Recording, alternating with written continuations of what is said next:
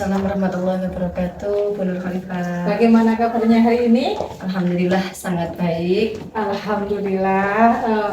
Ngomong-ngomong pada siang hari ini saya bertemu dengan Bu Nur Aini untuk melakukan percakapan pra-observasi supervisi akademik. Ibu, tujuan dari percakapan kita dalam pra-observasi ini untuk mengetahui atau mengevaluasi proses pembelajaran Bu Nur Aini nanti di kelas. Oke. Saya akan memberikan beberapa pertanyaan terkait dengan pra-observasi hari ini, yaitu yang pertama, tujuan pembelajaran yang akan dilaksanakan Bu Nur Aini untuk supervisi akademik itu apa? Untuk supervisi akademik ini saya mengambil materi dari mapel IPAS ya Bu, yang bertemakan ekosistem, kemudian ke rantai makanan gitu. Kemudian tujuan pembelajaran dari rantai makanan tersebut itu ada dua. Yang pertama, dengan mengamati gambar rantai makanan, siswa dapat menganalisis hubungan antar makhluk hidup pada suatu ekosistem. Yang kedua, dengan bermain peran, siswa mampu mendeskripsikan proses transformasi antar makhluk hidup dalam suatu ekosistem tersebut. Oke, berarti nanti dalam proses supervisi akademik Bu Nur Aini mengambil pembelajaran IPAS ya, dengan materi rantai makanan seperti itu ya Bu. Dengan tujuan pembelajarannya yaitu ada dua ya.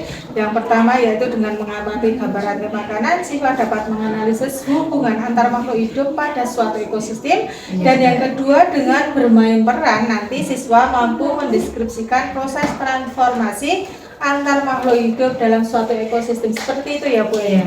Oke, kemudian area pengembangan yang hendak dicapai dalam supervisi akademik nantinya itu apa saja?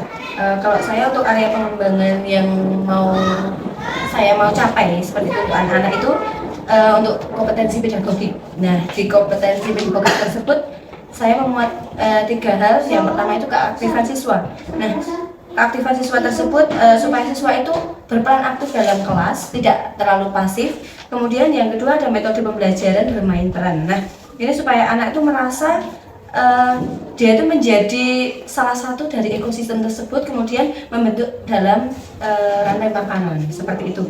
Kemudian untuk pengelolaan kelas, untuk yang ketiganya itu agar siswa itu dapat berkolaborasi secara aktif antara siswa yang satu dengan siswa yang lain seperti itu. Oh, berarti nanti area yang akan dikembangkan Bu Aini di kelas yang saya amati nantinya tentang kompetensi pedagogis ya, untuk keaktifan siswa, kemudian metode pembelajaran yang digunakan, kemudian pengelolaan kelas.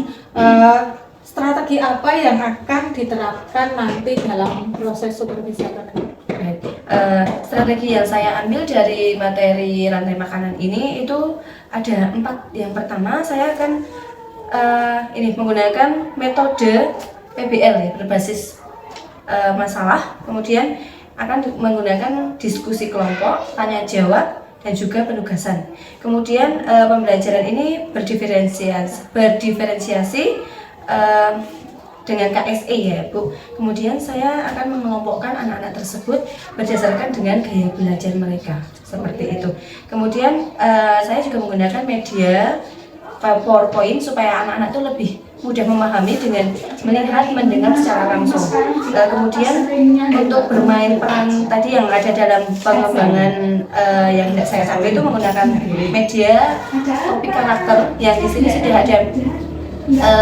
Karakter itu maksudnya seperti apa yang di dalam ekosistem itu, misalnya tanaman atau hewan-hewan apa, mereka akan menjadikan peran-peran tersebut seperti itu. Oke, berarti strategi yang akan digunakan Bu Aini nantinya itu menggunakan strategi PBL ya, metode PBL, kemudian bermain peran, kemudian ada menggunakan media PowerPoint ya, untuk membantu materi ditayangkan di slide itu ya. Kemudian anak-anak juga melakukan perannya sebagai rantai makanan itu di situ nanti seperti itu. Kemudian Bu Aini di sini menggunakan modul ajar yang berdiferensiasi dan terintegrasi dengan KSE ya. Bagus sekali.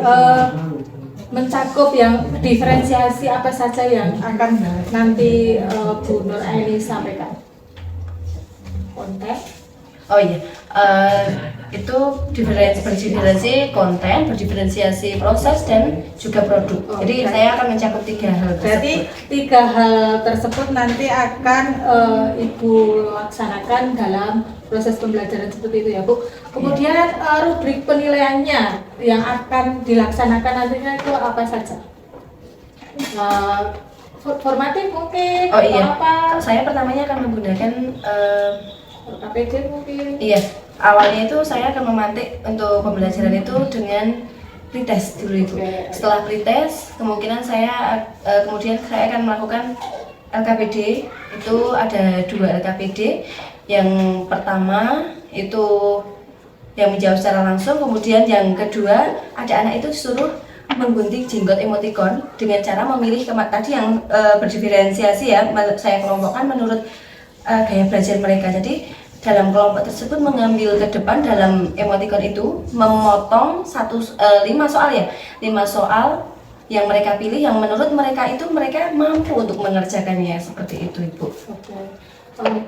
Nanti anak-anak yang sudah mencapai KKM atau yang belum mencapai KKM, apa tindak lanjut yang akan dilakukan?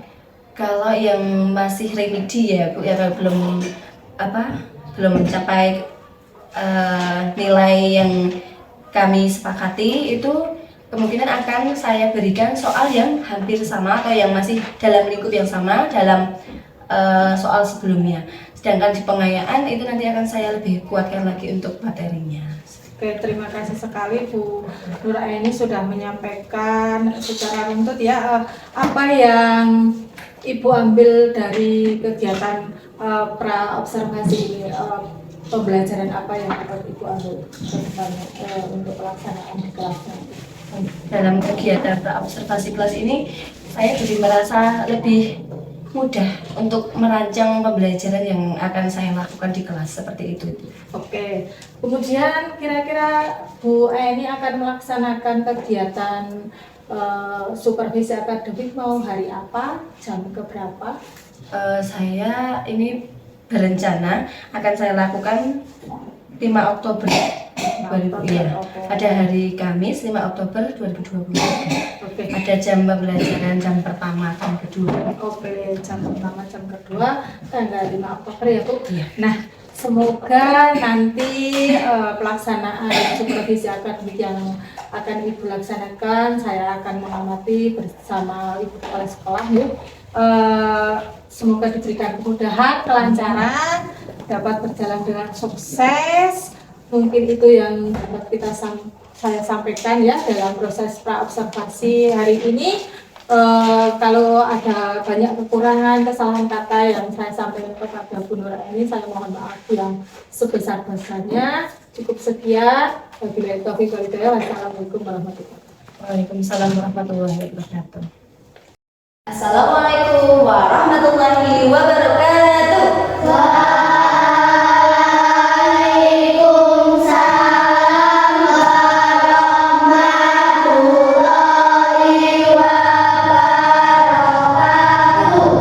Anak-anak, sekarang untuk mengawali pembelajaran hari ini, berdoa dulu ya. Silakan untuk Mas Danang untuk memimpin doa. Bismillahirrahmanirrahim.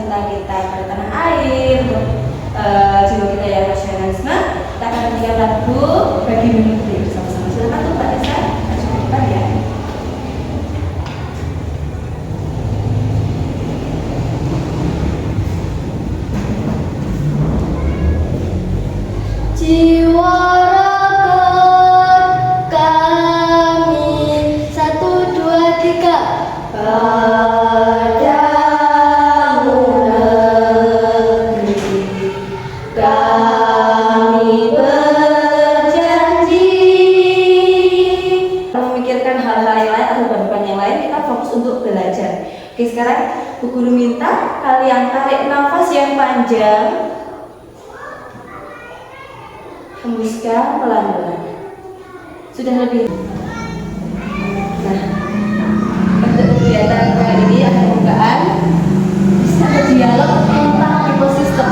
Nah, di sini ada Lana, Lani, Nana, dan Nani.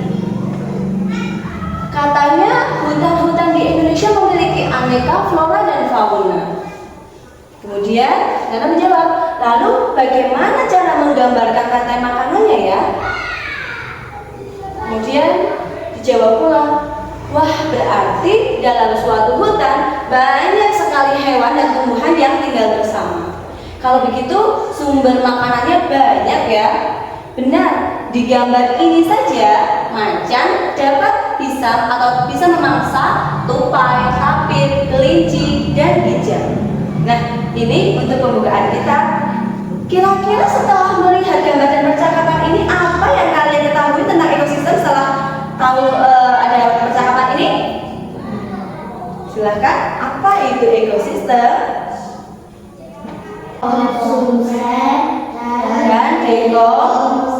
Dan dekomposer atau pengurai. Kalau kalian sulit untuk mengingat-ingat dekomposer itu sulit sekali, kalian ingat-ingat pengurai. Nah, berarti dalam rantai makanan ada 3 peran: produsen, konsumen, dan pengurai.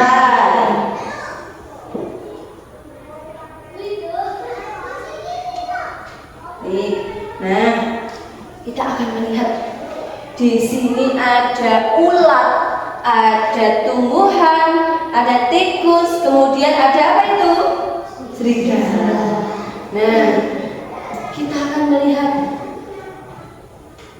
untuk produsen. Produsen itu berarti apa saja? Tumbuh-tumbuhan. Tumbuhannya itu ada macam-macam, ya.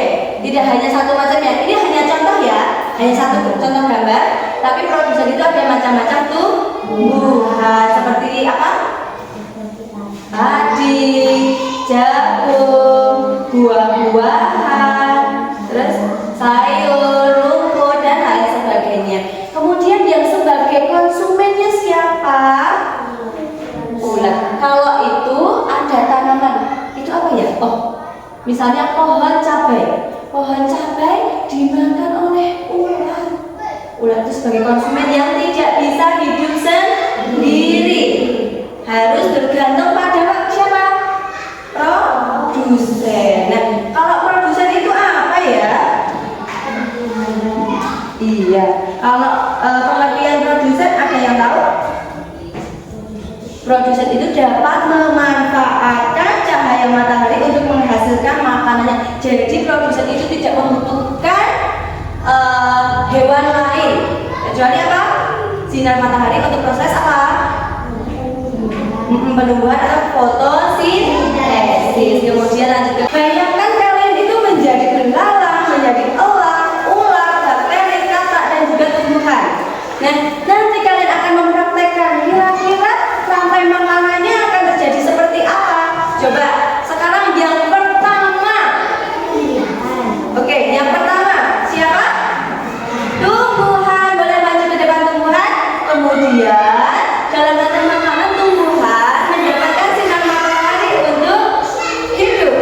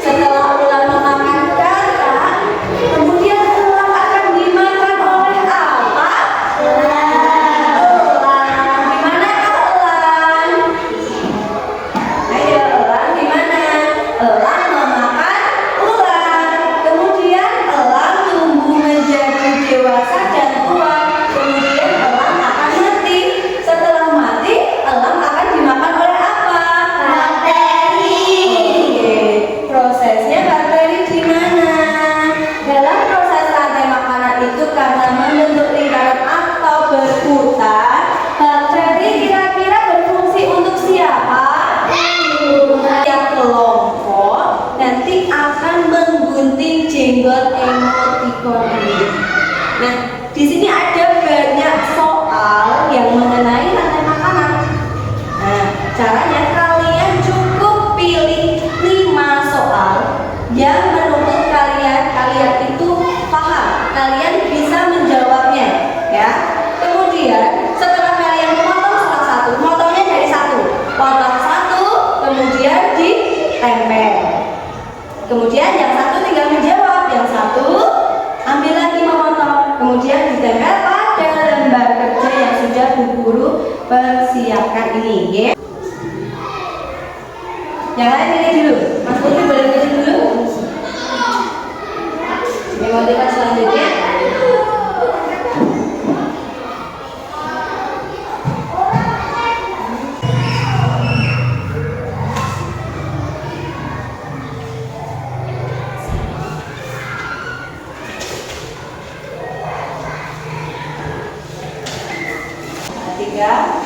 Tolong diperhatikan dulu ya. Assalamualaikum warahmatullahi wabarakatuh. Waalaikumsalam warahmatullahi wabarakatuh. Ini saya mempresentasikan hasil diskusi rantai makanan saya. Yang pertama, rumput makan.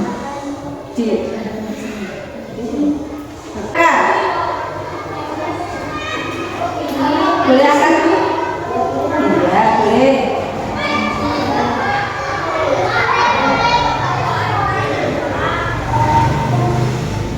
Mbak Siti? Jawabannya? Oh, oke. Kemudian untuk soal nomor 2 ya, siap?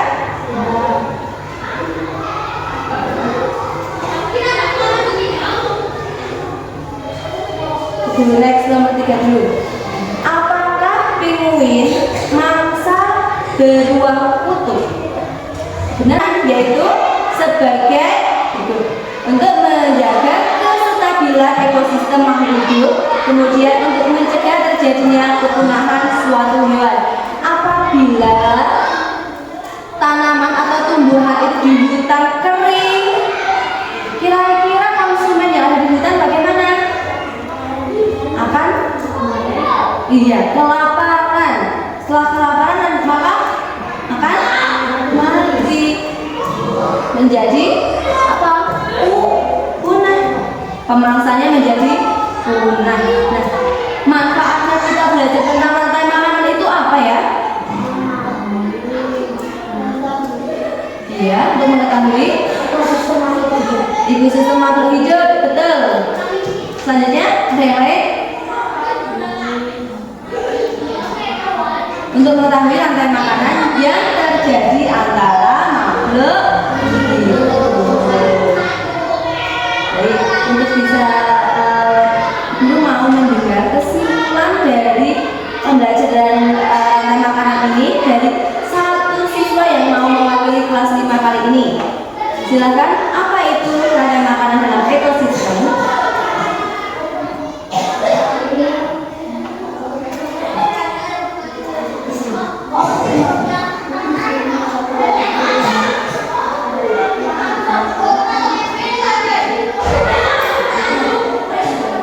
Oke, Mbak Yandra, silakan.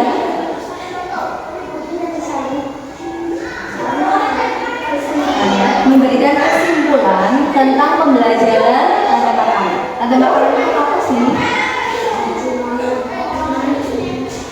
Apa bisa belajar?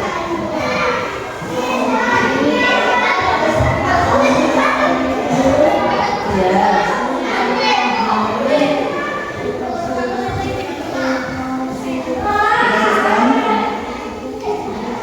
Oke. Jadi kesimpulannya makan.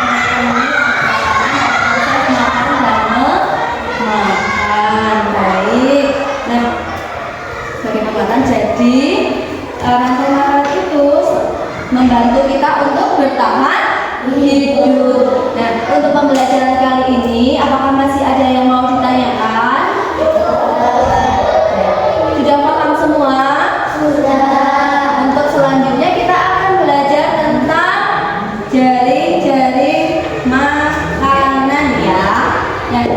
kalian akan mempersiapkan atau mempraktekkan lagi untuk kegiatan-kegiatan yang selanjutnya ya. Oke, sekian dari Bu Guru. Thanks for your attention. Semoga bermanfaat pembelajaran hari ini. Bila kita wal hidayah. Wassalamualaikum warahmatullahi wabarakatuh.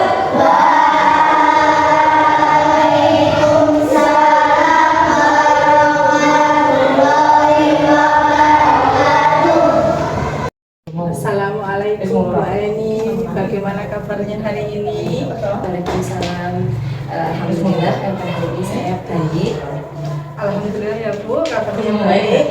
Nah, pada kesempatan kali ini kita sudah didampingi oleh pendamping tadi saya yaitu Bapak Budi Santoso yang nantinya akan mendampingi kita pada proses pasca observasi ya Bu ya. Nah, pada percakapan pasca observasi ini saya akan memberikan pertanyaan-pertanyaan pada Ibu terkait dengan jalannya proses observasi yang telah Ibu lakukan kemarin ya. Tujuannya untuk mengevaluasi sejauh mana proses pembelajaran yang sudah Ibu lakukan di kelas. Nah, kemudian untuk pertanyaan yang pertama ya Bu, bagaimana perasaan Ibu terkait jalannya proses observasi yang sudah berlangsung kemarin? Saat diobservasi itu rasanya saya senang juga ya, bahagia, tapi ada tegang sama groginya seperti itu ketika ditungguin. Iya, alhamdulillah ya Bu, berjalan dengan lancar ya kemarin, walaupun agak tegang tapi lama-lama relasi. Bisa Ibu ceritakan kembali area pengembangan apa yang Ibu lakukan waktu di kelas kemarin, kemudian langkah-langkah atau tahapan-tahapan apa saja yang sudah Ibu lakukan? Untuk langkah-langkah atau tahapan yang saya lakukan itu, yang pertama saya kemarin itu membuat modul ajar beserta perangkat pembelajarannya sudah saya siapkan dengan baik. Kemudian untuk kompetensi yang saya ambil itu area pengembangan yang meliputi yang kompetensi pedagogik, kemudian yang meliputi keaktifan siswa, metode pembelajaran bermain peran, dan juga pengelolaan kelas gitu. Oke, baik, berarti pengembangan yang Ibu kembangkan itu adalah kompetensi pedagogi yang meliputi 3 hal ya, keaktifan siswa, kemudian model pembelajaran bermain peran, dan pengelolaan kelas yang Ibu lakukan. Nah, menurut Ibu sejauh mana area pengembangan yang sudah Ibu sampaikan tadi itu apakah sudah terlaksana semua atau belum maksimal? Menurut Ibu itu bagaimana? Kalau menurut saya saat pembelajaran itu sudah maksimal dengan baik ya yang saya berikan itu. Namun masih ada beberapa kekurangan untuk anak-anak itu masih ini Bu, saat mau menanyakan materi yang belum jelas ataupun mau bertanya tentang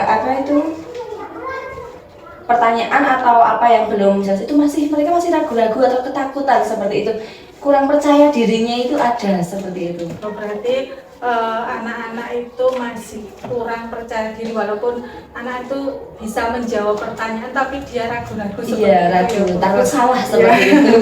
Kemudian langkah apa yang akan Ibu Aini lakukan untuk membuat anak-anak tersebut itu lebih percaya diri lagi, terus dalam mengutarakan pendapatnya itu dia lebih berani lagi, itu apa yang akan Ibu lakukan? Untuk rencana saya untuk membangkitkan anak itu bisa mengungkapkan pendapatnya secara berani dan percaya diri, saya mungkin akan lebih sering untuk memberikan pertanyaan-pertanyaan pemantik untuk anak-anak sering menanyakan atau sering mengungkapkan pendapat-pendapatnya seperti itu. Oke, berarti Ibu akan pembelajaran yang akan datang itu akan memberikan pertanyaan-pertanyaan pemantik yang merangsang anak agar mengeluarkan pendapat anaknya seperti itu ya. Kemudian kira-kira kapan Ibu akan menerapkan kegiatan yang sudah Ibu rencanakan tadi? Setelah evaluasi ini insya Allah secepatnya akan saya terapkan. Mungkin di pembelajaran berikutnya itu akan lebih baik ya Bu ya. Mudah-mudahan apa yang sudah Ibu rencanakan dapat terrealisasi dan proses pembelajaran yang akan datang juga berjalan dengan baik ya Bu. Kemudian apa yang akan Ibu lakukan untuk pengembangan diri Ibu terkait dengan kompetensi pedagogik agar kedepannya lebih baik?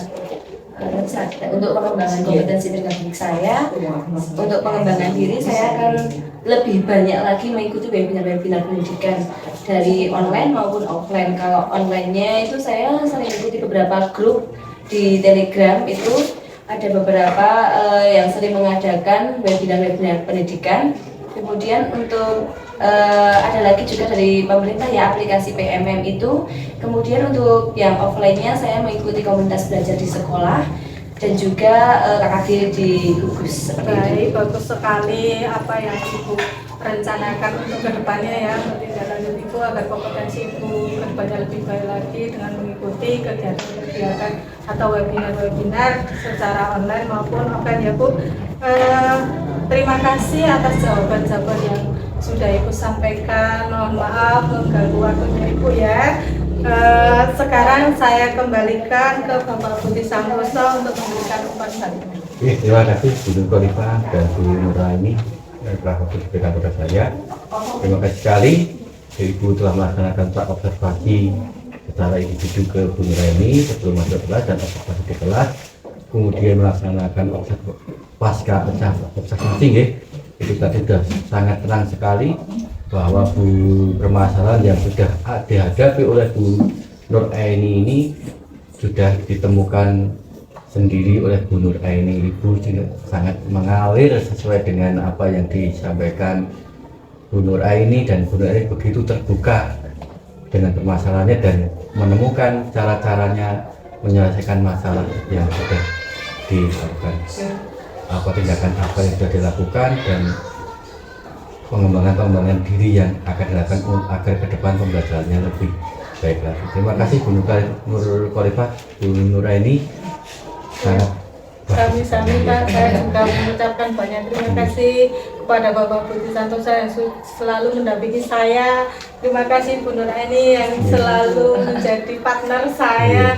Mungkin itu yang bisa saya sampaikan. Wassalamualaikum warahmatullahi wabarakatuh.